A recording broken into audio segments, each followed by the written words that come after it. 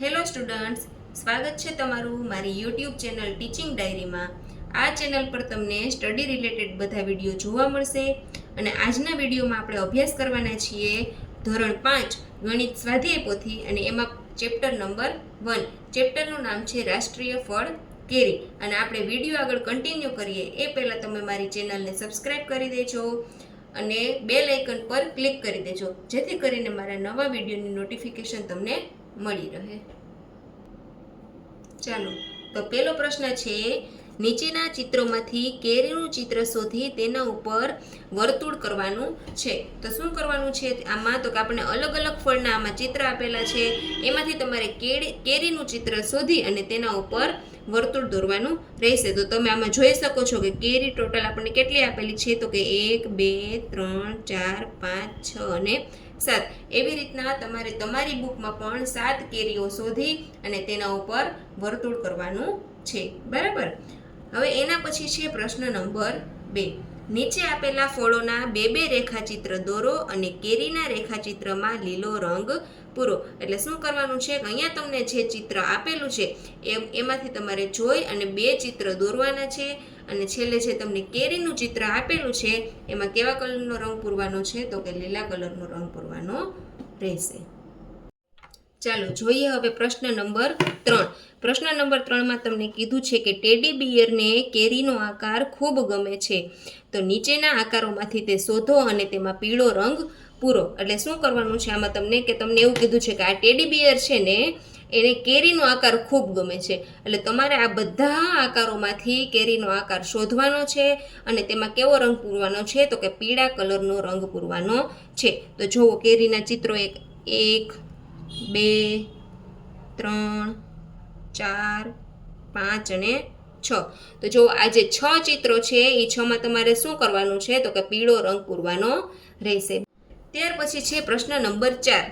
નીચે આપેલા આકારોનો ઉપયોગ કરી કેરીના વિવિધ ચિત્રો બનાવો। હવે અહીંયા તમને અલગ અલગ આકાર આપેલા છે, એ આકારનો ઉપયોગ કરી અને અહીં નીચે તમારે કેરીનું ચિત્ર બનાવવાનું છે। ત્યાર પછી છે પ્રશ્ન નંબર 5। તેમાં છે નીચે આપેલા કેરીના ભાત ચિત્રનો આધારે એક ભાત ચિત્ર તૈયાર કરો। તો અહીંયા શું છે, તો કે તમને કેરીના અલગ અલગ ચિત્ર બતાવેલા છે। જો અહીંયા આપેલા છે અલગ અલગ, એક અહીંયા આપેલું છે, એક અહીંયા આપેલું છે। એવી રીતના તમારે પણ એક કેરીનો આકાર દોરી અને એનું ભાત ચિત્ર તૈયાર કરવાનું છે। હવે આપણે જોઈએ પ્રશ્ન નંબર 6। પ્રશ્ન નંબર 6માં તમને કીધું છે કે મણકા ઘોડી જોઈ સંખ્યા અંકોમાં અને શબ્દોમાં લખો। આ જે તમને આપેલું છે એને મણકા ઘોડી કહેવાય, બરાબર છે। અને આ મણકા ઘોડીના આધારે તમારે એ સંખ્યા પહેલા અહીંયા અંકમાં લખવાની છે અને નીચે એ સંખ્યા શબ્દમાં લખવાની છે, બરાબર છે। જો આમાં તમને બધું આપેલું છે, એકમ, દશક, 100, 1000, 10,000, લાખ। જે આગળ હોય તો 10 લાખ પણ આપેલું હોય, પણ અત્યારે તમને લાખ સુધી આપેલું છે, એકમ, દશક, 100, 1000, 10,000 અને લાખ। તો આપણે શરૂ કરીએ કે પહેલા મણકામાં ટોટલ કેટલા આવેલા છે, તો કે 1 2 3 અને 4। તો આપણે પહેલા સંખ્યા લખશું 4। પછી બીજા મણકામાં જોઈએ તો 1 2 3 4 5 6 અને 7। તો પછી સંખ્યા લખશું આપણે 7। પછી 1000ની લાઈનમાં જોઈએ તો 1 2 3 4 5 અને 6। તો અહીંયા લખશું 6। પછી 100ની લાઈનમાં છે 1 2 3 4 અને 5। તો અહીંયા લખીશું 5। પછી દશકમાં 1 2 3 4 5 6 7 અને 8।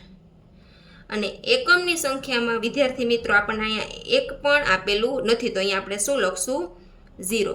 હવે આ સંખ્યાને આપણે શબ્દમાં લખવાની છે, તો આ સંખ્યાને આપણે શબ્દમાં કેવી રીતના લખીશું, તો કે 4,76,580, બરાબર। જો એકમ, દશક, 100, 1000, 10,000 અને લાખ, એટલે શું સંખ્યા બની, 4,76,580। હવે એવી જ રીતના આપણને અહીંયા બીજો ક્વેશ્ચન પણ આપેલો છે। આમાં પણ શું કરવાનું છે, તો કે મણકા ઘોડી ગણી અને આપણે અહીંયા પહેલા અંકમાં સંખ્યા લખવાની છે અને પછી નીચે લખવાની છે શબ્દોમાં। તો આમાં પહેલા મણકામાં આપણે ગણીએ તો 4 થાય છે. પછી બીજા મણકામાં છે 7, ત્રીજામાં છે 1 2 3 4, પછી હજારમાં જોઈએ તો 1 2 3 4 5 6, 100ની લાઈનમાં છે 3, દશકની લાઈનમાં છે 1 2 3 4 5 અને 6, અને છેલ્લે એકમની લાઈનમાં આપણને 3 આપેલા છે.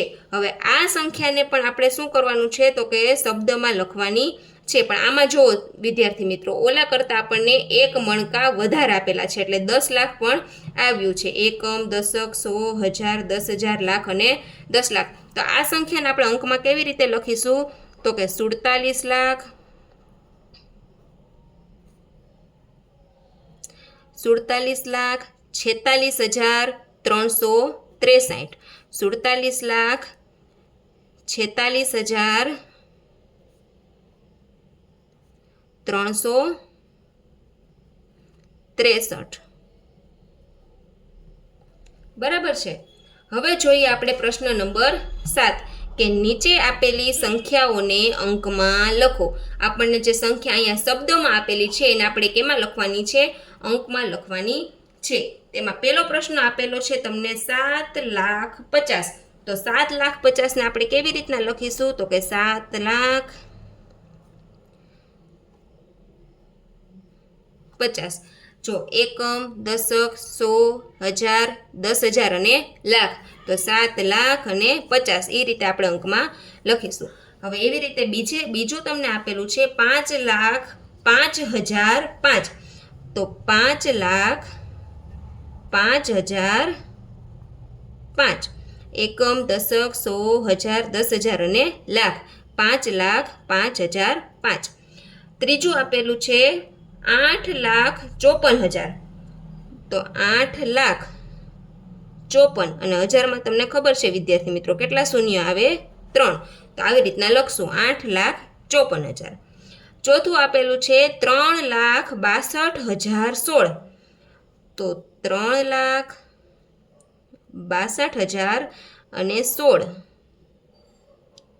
અહીંયા આપણને 100 એકમ, દશક અને 100ના સ્થાન ઉપર કંઈ પણ ન આપેલી હોય સંખ્યા એટલે શું લખવાનું આવે? 0. તો એકમ, દશક, 100, 1000, 10,000 અને લાખ એટલે 3,62,016. હવે પાંચમું તમને આપેલું છે 19,20,002. તો 19 લાખને કેવી રીતના લખીશું? 19,20,002. તો આમાં 10 લાખ સુધીની સંખ્યા આપેલી છે આપણને. એકમ, દશક, 100, 1000, 10,000, લાખ અને 10 લાખ એટલે 19,20,002 ને આપણે આવી રીતના અંકમાં લખી શકીએ. હવે એના પછી તમને છઠ્ઠું આપેલું છે 25,06,000. તો 25 લાખ અને સીધું આપણને એકમનું સ્થાન આપી દીધું છે. એટલે એકમના સ્થાને શું છે? 6. તો 25 લાખને કેવી રીતના લખશું તો કે 25 લાખ લખવું હોય વિદ્યાર્થી મિત્રો તો અહીં છેલ્લે ખાલી 0 આવે, પણ આપણને પૂછ્યું છે 25,06,000 એટલે એકમના સ્થાન ઉપર શું લખીશું? 6. એના પછી છે 92,10,020. તો 92 લાખને કેવી રીતે લખીશું તો કે 92,10,020. બરાબર. અહીંયા આપણને 100ના સ્થાન ઉપર કંઈ કિંમત આપેલી નથી એટલે આપણે 0 મૂકેલું છે. તો 92,10,020. એના પછી તમને 8મો પ્રશ્ન પૂછ્યો છે કે 60,04,000. તો 60,00,000 અને 400 ને આવી રીતના આપણે અંકમાં લખી શકીએ. એકમ, દશક, 100, 1000, 10,000, લાખ અને 10 લાખ. બરાબર છે. તો આવી રીતના આપણે સંખ્યાઓને અંકમાં લખી શકશું. હવે એના પછીનો છે પ્રશ્ન નંબર 8. પ્રશ્ન નંબર 8માં આપણને પૂછેલું છે કે નીચે આપેલી સંખ્યાઓને શબ્દમાં લખો. આપણે અહીંયા પહેલા પ્રશ્નમાં શું કર્યું હતું કે આપણે શબ્દમાં આપેલું હતું અને આપણે એને અંકમાં લખ્યું. હવે આપણને અંકમાં આપેલું છે અને આપણે એને કેમાં લખવાનું છે? શબ્દમાં. આમાં પણ આપણે એ રીતના જોશું કે એકમ, દશક, 100, 1000, 10,000 અને લાખ. તો આનો જવાબ આવશે 4,40,507.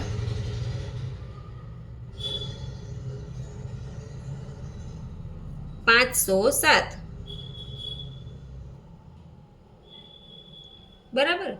બીજો પ્રશ્ન છે એકમ, દશક, 100, 1000, 10,000 અને લાખ. તો આમાં પણ એ રીતના આવશે 6,00,000, 9,870. એના પછીનું છે ત્રીજું. એમાં પણ આપણે એવી જ રીતના લખશું 8,00,000, પછી છે 16,000 અને પછી છે 4,479.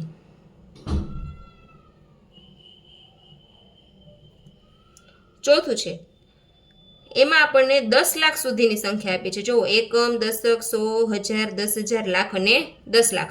તો આમાં આપણે લખશું 35,00,000, 5,686. બરાબર. પાંચમું છે એમાં આવશે 67,00,000, 22,022. આમાં આપણને સોના સ્થાન ઉપર કંઈ આપેલું નથી એટલે ત્યાં શું મૂકેલું છે? 0. બરાબર. હવે એના પછીનો છે પ્રશ્ન નંબર 9. નીચે આપેલી દરેક સંખ્યામાં લીટી કરેલા અંકની સ્થાન કિંમત લખો. આપણે સ્થાન કિંમત વિશે થોડીક જાણકારી મેળવી લઈએ. હવે સ્થાન કિંમત શું છે?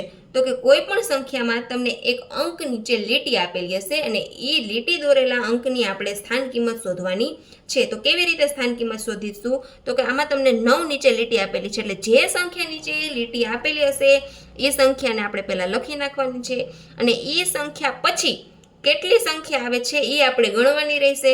તો 9 પછી કેટલી સંખ્યા આપેલી છે? તો કે 1, 2, 3 અને 4. જેટલી સંખ્યા હોય એટલા આપણે પાછળ 0 કરવાના રહેશે. અહીંયા 9 ની પાછળ 4 સંખ્યા છે તો આપણે 4 0 મૂક્યા. હવે એની પછી છે આ 6,15,789. એમાં આપણને 5 નીચે લીટી આપેલી છે તો જેની નીચે લીટી આપેલી છે એ સંખ્યા આપણે પહેલાં લખશું અને 5 પછી ટોટલ કેટલા આંકડા છે? તો કે 1, 2 અને 3 એટલે 5 પછી આપણે 3 0 મૂકીશું. એના પછી અહીંયા આપણને 9 નીચે પાછી લીટી આપેલી છે તો સૌથી પહેલાં લખશું 9 અને પછી છે 1, 2, 3, 4 અને 5. 9 પછી ટોટલ 5 આંકડા છે તો આપણે 5 0 મૂકીશું. એના પછી આમાં 6 નીચે લીટી આપેલી છે તો પહેલાં 6 લખીશું અને 6 પછી ટોટલ 3 આંકડા છે તો 3 0 મૂકીશું. તો આમાં 12,56,321 6 ની સ્થાન કિંમત શું થશે? 606,000.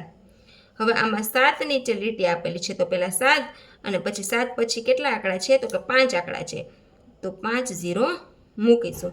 તો 47,19,570 7 ની સ્થાન કિંમત થશે 7,00,000. હવે અહીંયા આપણે 1 નીચે લીટી આપેલી છે એટલે પહેલાં 1 લખીશું અને 1 પછી 2 આંકડા છે એટલે 2 0 મૂકીશું એટલે સ્થાન કિંમત થશે 100. હવે જુઓ અમુક સંખ્યામાં 0 નીચે અહીંયા લીટી આપેલી છે બરાબર.